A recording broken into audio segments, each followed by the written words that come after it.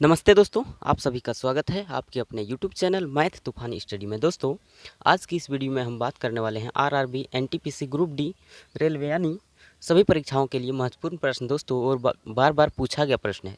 तो आइए वीडियो को स्टार्ट करते हैं। देखिए, पहला सवाल आपके सामने है। कहता है, एक आदमी के पास 1 रुपये के नोट, 5 रुपये के नोट तथा 10 रुपये के नोटों का मूल्य 480 रुपया है। यदि नोटों की संख्या बराबर हो तो नोटों की कुल संख्या क्या है। दोस्तों, सवाल का कहना यह है कि एक आदमी के पास 1 रुपये के नोट है और 5 रुपये के नोट है और 10 रुपये के नोट है। और दोस्तों, सब नोट को जोड़कर मिलाइएगा तो उसका मूल्य जो है 480 रुपया है। तीनों नोट जो है मिलाकर 480 रुपया में है। लेकिन यदि नोटों की संख्या बराबर है, यानी 1 रुपये के नोट जितना है भैया उतने 5 रुपये के नोट है और उतने 10 रुपये के नोट हैं, यानी नोटों की संख्या बराबर है। तो कहता है नोटों की कुल संख्या क्या है, यानी तीनों का नोट मिलाकर संख्या में कुल कितना है, ये बात कहना है। तो दोस्तों आइए, 1 रुपये का नोट है तो उसको हम 1x लिख लीजिए। 1x, एक नहीं भी दीजिएगा तो भी चलेगा, सिर्फ x ही लिखने से चलेगा, लेकिन 1x आपको समझने के लिए दिया। और 5 रुपये के नोट यानी 5x प्लस 10 रुपये के नोट 10x, ठीक है। 1 रुपये के नोट, 5 रुपये के नोट और 10 रुपये के नोट टोटल मिलाकर जो है 480 रुपया है। कोई दिक्कत नहीं। तो देखिए, इधर जोड़िएगा 1x और 5x, 6x, 6x और 10x, 16x, इधर आया 16x और बराबर 480 रुपया, ठीक है। तो ये x बराबर कितना हो जाएगा, 480 और 16 नीचे आ जाएगा। 16 से काटिएगा, 16 तिया 48 और 1 0 30। दोस्तों, x का वैल्यू जब 30 निकल कर आया, यानी 1 रुपये का नोट 30 गो है, तो भैया सवाल में कह ही दिया है कि यदि नोटों की संख्या बराबर, नोटों की संख्या जब बराबर है, 1 रुपया वाला भी 30 है तो 5 रुपया वाला भी नोट 30 गो होगा और 10 रुपया का वाला भी नोट 30 गो होगा। दोस्तों, 30 1 रुपया वाला, 30 5 रुपया वाला, 30 10 रुपया वाला, तीनों मिलाकर कुल नोटों की संख्या पूछा है भैया। 30 30 60 30 90 नोट है टोटल। आपका आंसर ऑप्शन सी हो जाएगा कि 30 30 तीनों नोट है, टोटल 90 नोट है, कुल नोटों की संख्या 90। कोई दिक्कत समझने में? कोई दिक्कत नहीं। चलिए आइए बढ़ते हैं। दूसरा सवाल आपके सामने है। लगभग सभी प्रश्न नंबर सिस्टम से संबंधित है, यानी संख्या पद्धति से ही संबंधित है। तो आइए, दूसरा सवाल आपके सामने है। देखिए, कहता है कि a का क्यूब प्लस 2 का क्यूब प्लस 3 का cube plus dot dot dot dot dot 10 तक का क्यूब भैया 3025 हो तो 2 का क्यूब प्लस 4 का क्यूब प्लस 6 का cube plus dot dot dot dot dot dot dot dot 20 तक का क्यूब क्या होगा, ये पूछा है सवाल। तो दोस्तों देखिएगा कि 1 का क्यूब, 2 का क्यूब, 3 का क्यूब, दोस्तों 10 तक का क्यूब अगर जोड़ेंगे निकाल कर तो 3025 होगा। यदि बोला है, हमको कोई ज़रूरत नहीं जोड़ने की कि 3025 होता है या नहीं, 10 तक का क्यू जोड़ेंगे उसके कोई दिक्कत नहीं। ये दिया हुआ है कि यदि 1 का क्यू, 2 का क्यू जोड़ते जोड़ते 10 तक का क्यू तब जोड़ेंगे तो 3025 हो। तो बताइए, 2 का क्यू, 4 का क्यू, 6 का क्यू डॉट डॉट 20 तक का क्यू जोड़ेंगे तो कितना होगा, ये पूछ रहा है सवाल। तो दोस्तों, आपको ऐसे सवाल में देखना है, क्या जानते हैं कि अंतर कितना है, ऊपर का ऊपरला से नीचे वाला में कितना अंतर है, ये बात देखना है। तो देखिएगा, ऊपर वाला 1 का क्यू कितना होता है, 1 का क्यू दोस्तों करिएगा 1 गुना 1 गुना 1, 3 बार 1 का क्यू, 1 गुना 1 गुना 1 1 के होगा। और उसी का नीचे वाला देखिए भैया 2 का क्यू, 2 का क्यू अगर करिएगा 2 गुना 2 गुना 2, 3 बार, तो देखिए 2 दूनी 4 दूनी 8। ऊपर वाला 1 है तो नीचे वाला 8 है, आप इसको भी देख सकते हैं। 2 का क्यू, 2 का क्यू करिएगा तो यही 8 आएगा, 2 गुना 2 गुना 2, 2 का क्यू 2 दूनी 4 दूनी 8 होता है। और दोस्तों 2 के नीचे देखिए 4 का क्यू है, अगर 4 का क्यू करिएगा 4 गुना 4 गुना 4 कितना हो जाएगा, 4 चौ 16 चौका 64। तो दोस्तों, ऊपर वाला का नीचे वाला कितना गुना है, ये 1 है तो ये 8 है, 8 गुना है, ये 8 है तो 8 8 64 है, 8 गुना है। ऊपर वाला का नीचे वाला 8 गुना है। आपको इतना देखने की कोई ज़रूरत नहीं, मैं समझाने के लिए इसको किया था। आप यहीं से देख लीजिएगा कि ऊपर वाला का नीचे वाला 8 गुना है। 1 का क्यू होता है 1, तो 2 का क्यू होता है 8, 2 का क्यू होता है 8, तो 4 का क्यू होता है 64। 8 गुना दिख रहा है तो दोस्तों ये 325 जो ऊपर वाला दिया है इसका 8 गुना नीचे वाला होगा। तो कुछ नहीं करना है, ये ऊपर वाला जो है 325 उसमें 8 गुना कर दीजिए, नीचे वाला निकल जाएगा क्योंकि ऊपर वाला का 8 गुना नीचे वाला है। तो देखिए ऊपर वाला का 8 गुना कर देंगे तो नीचे वाला निकल गया। 8 पंचे 40 के 0 हासिल 4, 8 दूनी 16, 4 20 के 0 हासिल 2, हासिल 2। 8 से 0 में गुना करेंगे 0 हासिल जो 2 है 2 लिख लीजिए। 8 तिया 24, 24,200 रुपया होगा ये नीचे वाला, यानी 2 से 20 तक का क्यू जोड़ेंगे तो 24,200 होगा। यानी ये 325 होगा यदि, तो ये 24,200 होगा। आपका आंसर ऑप्शन डी में दिया हुआ है 24,200। कोई दिक्कत समझने में? देख लिए कि ऊपर वाला का नीचे वाला 8 गुना है, तो ऊपर वाला ये 30-25 दिया है, इसका 8 गुना कर देंगे, नीचे वाला हो जाएगा, कोई दिक्कत नहीं। आइए बढ़ते हैं अब आगे, देखते हैं अगला सवाल। आइए दोस्तों तीसरा सवाल आपके सामने है। कहता है एक पेड़ प्रति वर्ष अपनी ऊंचाई का 1/8 बढ़ता है। यदि आज इसकी ऊंचाई 64 सेंटीमीटर हो तो वह 2 वर्ष बाद कितना बढ़ेगा? दोस्तों उसकी ऊंचाई कितना हो जाएगा 2 वर्ष बाद, ये बताना है। तो करना क्या है कि प्रति वर्ष अपनी ऊंचाई का 1/8 बढ़ता है और आज जो है इसकी ऊंचाई 64 सेंटीमीटर है। तो लीजिए 64 सेंटीमीटर का 1 वर्ष बढ़ाइएगा, 1 वर्ष में कितना बढ़ता है 1/8 अपनी ऊंचाई का, तो उसकी ऊंचाई 64 है का मतलब गुना, ठीक है। अपनी ऊंचाई 64, 64 का 1/8, ठीक है, बढ़ता है प्रति वर्ष। तो 1 साल में कितना बढ़ा देखिए, 8 से कटेगा ये 8 8 64, यानी 8 सेंटीमीटर बढ़ गया, 8 सेंटीमीटर बढ़ गया 1 साल में। अब दूसरा साल क्या हो जाएगा दोस्तों, 1 साल में जब 8 बढ़ गया, 64 था और 8 बढ़ा, कितना हुआ 64 था पहले और 1 साल में 8 बढ़ा, तो 64 और 8 कितना होता, 8 4 12 6 1 7 72 सेंटीमीटर हो गया। अब 72 सेंटीमीटर जो है उसका ऊंचाई हो गया और दूसरा साल फिर बढ़ेगा 1/8, क्योंकि अपनी ऊंचाई का भैया 1/8 प्रति वर्ष बढ़ता है। तो देखिए 1 साल बढ़ गया तो 72 सेंटीमीटर हो गया उसका ऊंचाई, फिर उसका ऊंचाई का फिर बढ़ेगा 1/8, नहीं 2 वर्ष बढ़ेगा। तो देखिए 8 से काटिएगा 9 8 72, अब फिर बढ़ गया 9 सेंटीमीटर, था 72 सेंटीमीटर और फिर बढ़ गया 9 सेंटीमीटर, कितना हो गया 72 और 9 81 हो गया, 72 और 9 81 सेंटीमीटर हो गया दोस्तों। 2 वर्ष में दोस्तों वो पेड़ 81 सेंटीमीटर हो जाएगा। आपका आंसर ऑप्शन डी में दिया हुआ है। बात को समझ पाए? आप इसको ऐसे भी बना सकते हैं कि 64 सेंटीमीटर अभी आज है उसका ऊंचाई और कहता है 1/8 प्रति वर्ष बढ़ता है। जब बढ़ता है दोस्तों 1/8 कह रहा है, एक बढ़ रहा है तो ऊपर जोड़कर नीचे ऊपर जोड़िए, 8 1 9, 9/8 हो जाएगा, ठीक है, 9/8 हो जाएगा। तो 9/8 एक बार, 2 साल कहा है 2 बार, 2 बार गुना कर दीजिए, आपका आंसर निकल के आ जाएगा। 8 से काटिएगा 8 8 64 और ये 8 से ये 8 कट जाएगा, 9 गुना 9 81 सेंटीमीटर आपका आंसर हो गया। दोस्तों बहुत आसान है, अगर वृद्धि कर रहा है बढ़ रहा है 1/8 बढ़ रहा है तो ऊपर जोड़ कर लिखना है 9/8। जय साल का था 2 साल कहा तो 2 बार गुना किए, 3 साल का था 1 बार और गुना कर देते, 4 साल का था 4 बार गुना कर देते 9/8 का, ठीक है।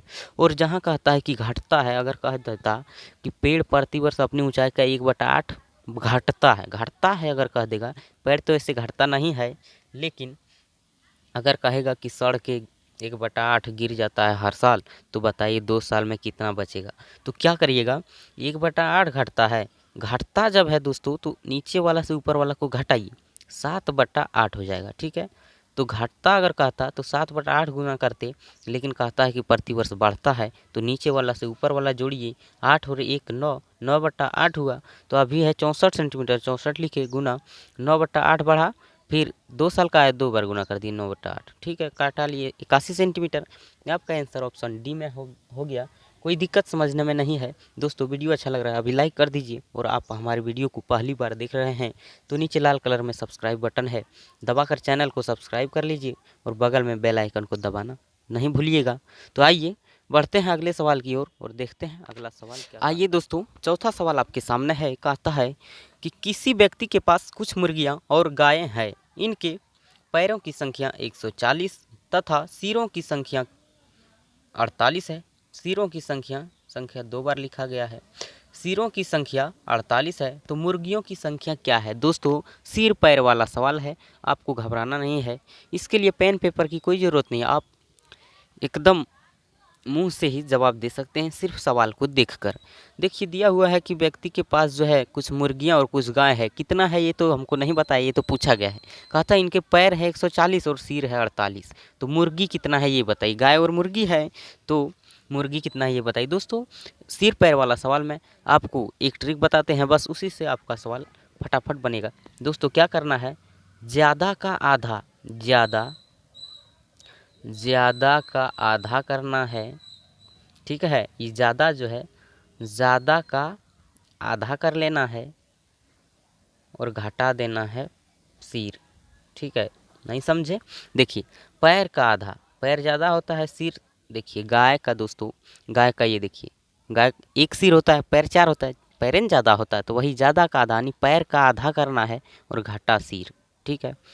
मान लीजिए मुर्गी का सिर एक होता है लेकिन पैर 2, पैरें ज़्यादा होता है, तो वही काम करना है। याद रखने के लिए ये बात कह रहे हैं कि ज़्यादा का आधा घाटा सिर, यानी पैर का आधा करिए, पैर बटा 2 घाटा सिर, पैर का आधा घाटा सिर, ठीक है।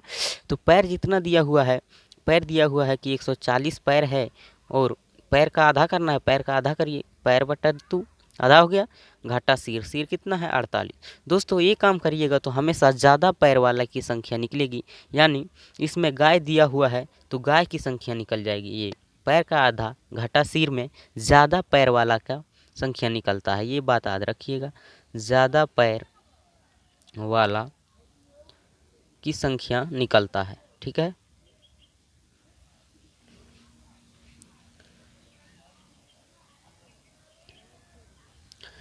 समझ गए हैं कि ये वाला ट्रिक में दोस्तों पैर का आधा घाटा सिर, पैर का आधा घाटा सिर में दोस्तों ज़्यादा पैर वाले की संख्या निकलेगी। लीजिए पैर का आधा, पैर 140 का आधा 2 बटा कहिए तो आधा हो गया, घाटा 48, तो 140 को काटिएगा 2 से 70 हो जाएगा। 70 में 48 अगर घटा लीजिएगा, 70 में 48 घटाइए कितना होता है, 10 में 8 जाएगा 2, 6 में 4 जाएगा 2।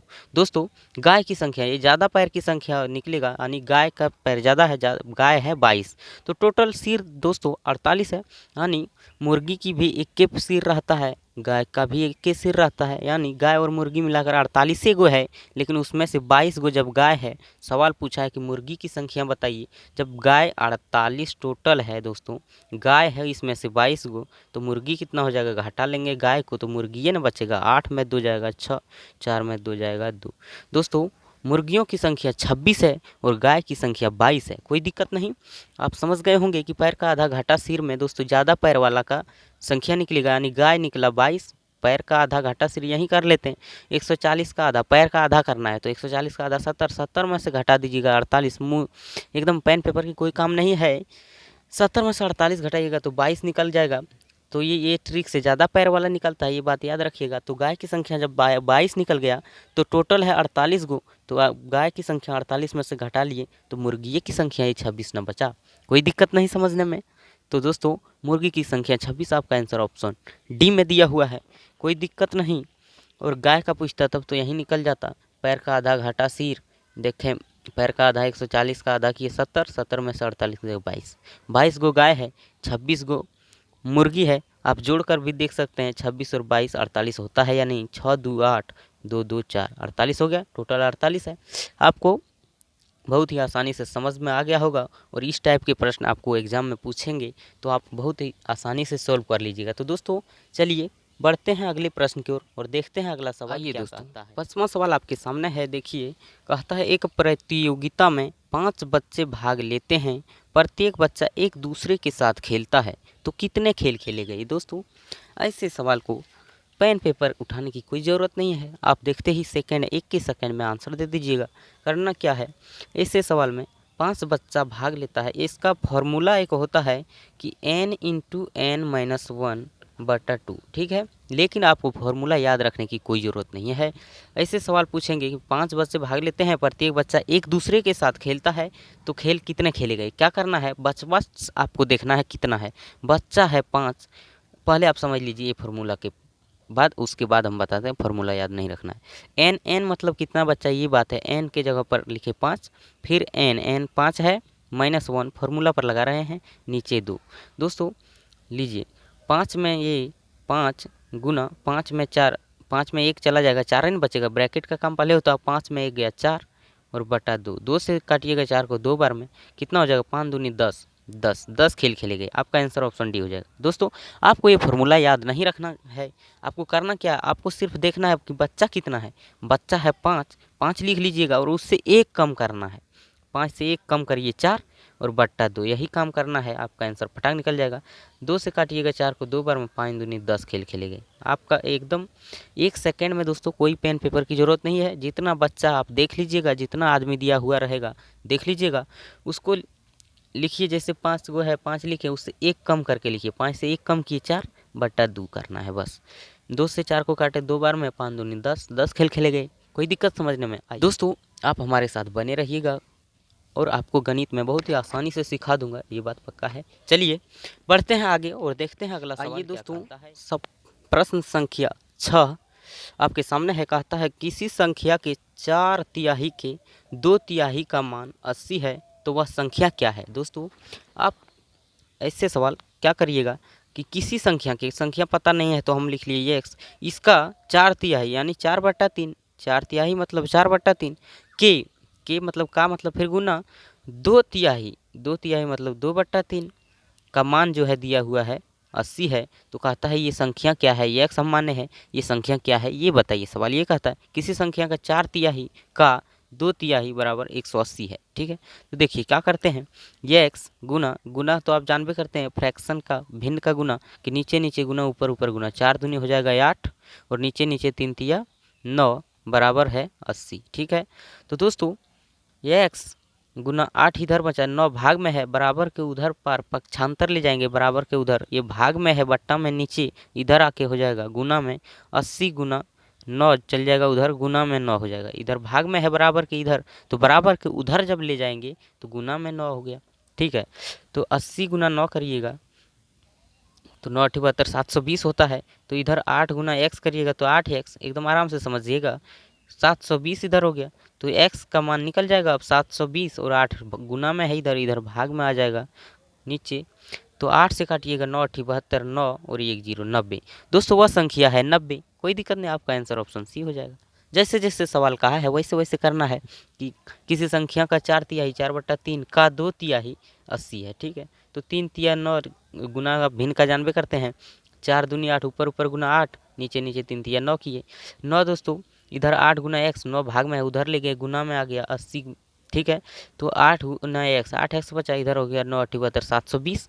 तो ठीक है, x बराबर 720 बटा 8 आ गया, 8 से काटे x बराबर 90 निकल गया।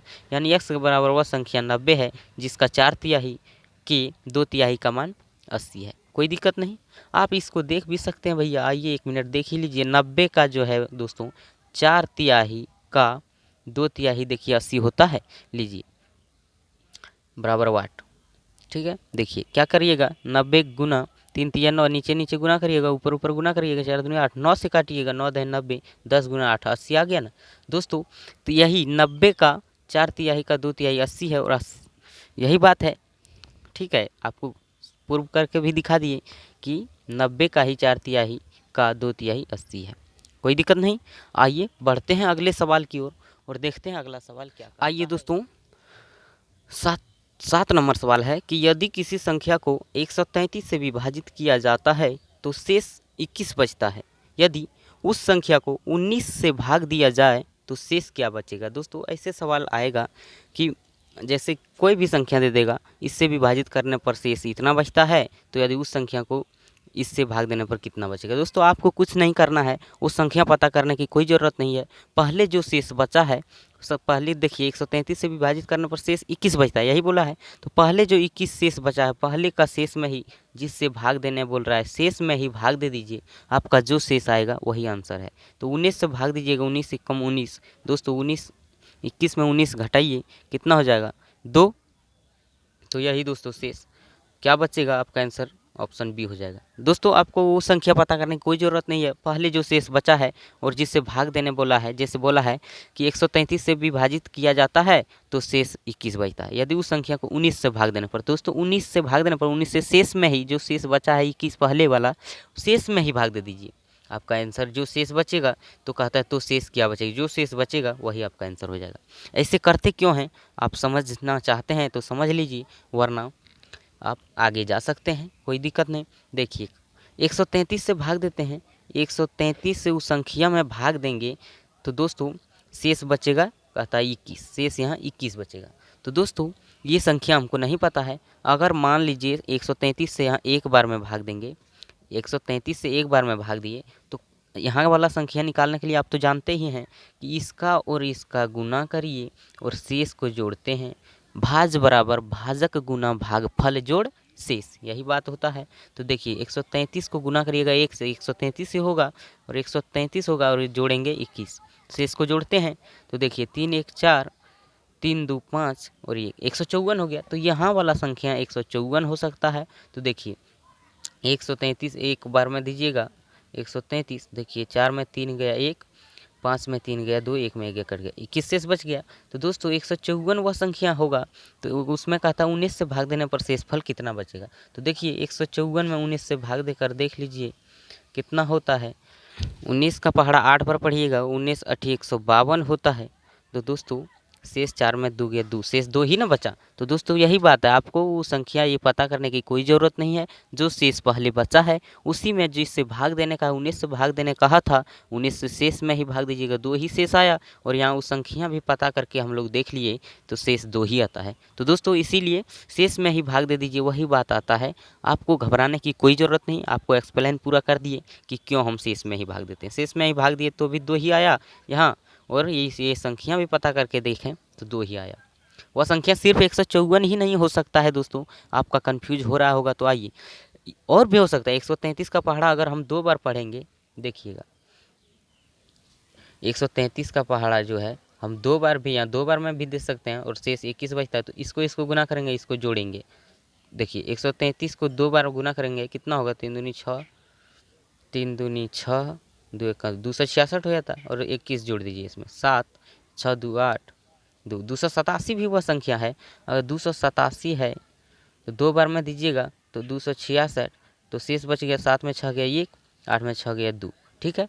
तो शेष बच गया 21। तो ये संख्या 287 भी हो सकता है। अगर 287 में अगर भाग दे दीजिएगा, 19 से कहा है, 19 से अगर देख लीजिएगा तो देखिए 19 एकम 19 हो जाएगा, बचा कितना, 18 में 9 गया 9, और ये 1 में कट गया 97 आया, 19 चौक 76, 19 पचे 95, 5 बार में 95 आता है। तो 5 7 में 5 घटाइए 2, 9 में गया 2, फिर शेष 2 ही आया। तो दोस्तों आप उस संख्या कोई भी हो सकता है, 133 का पहाड़ा 3 बार पढ़ेंगे, 4 बार पढ़ेंगे, सब हो सकता है संख्या, लेकिन दोस्तों शेष आपका वही 2 ही आएगा। तो इसीलिए आप शेष में ही भाग देना है, आपको इतना काम करने की कोई ज़रूरत नहीं। इधर मैं समझाने के लिए आपको किया। वीडियो अच्छा लगा है लाइक कर दीजिए, और आप हमारे नए व्यूअर हैं, हमारे वीडियो को आप पहली बार देख रहे हैं तो चैनल को सब्सक्राइब कर लीजिए और बेल आइकन को दबा लीजिएगा, ऑल नोटिफिकेशन में रखिएगा। इससे क्या होगा कि हम जितना वीडियो लेटेस्ट वीडियो डालने वाले हैं, आपको एक भी वीडियो देखने के लिए नहीं छूटेगा और आपको सबसे पहले नोटिफिकेशन मिलेगा और हमारी वीडियो को आप सबसे पहले देख सकते हैं। आज के लिए इतना ही भैया, thank you, best of luck, फिर मिलते हैं अगली वीडियो में।